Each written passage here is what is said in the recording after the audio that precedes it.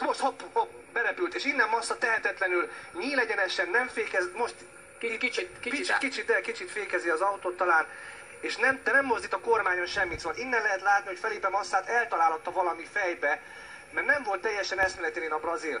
Gyakorlatilag itt most még egyszer nézzük meg lassítva, tehát jön Felipe Massa felfele a 4-es kanyarhoz, és egy fekete alkatrész fog itt mindjárt berepülni.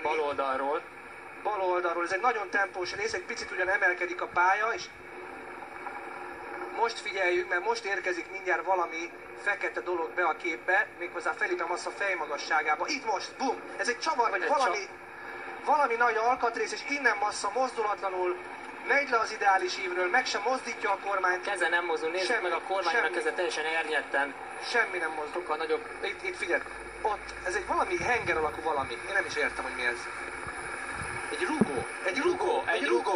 Egy rugó talált el Felipe Massa, de honnan jött ez a rugó? Pontosan egy rugó, és látszik is, hogy a feje egy pillanatra, hogy eltalálja a rugó után, hát nézd meg!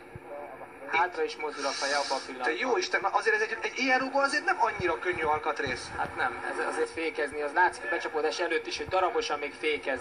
De hogy nem volt... Igen, de itt még nem lép fékre. Nézzek, itt nem fékez, és nem tudom, hogy azért nem... viszont igen. De itt elpattog az autó, és lehet, állnak a kerekek, de biztos, hogy még reflexből valahogy ráléphetett a fékre, mert a gumit is elfékez, és látszik a féknyom is keresztbe teljesen, de ez már nem tudatos. Ez már nem teljesen, nem. A fej előre van biccenve. Itt van.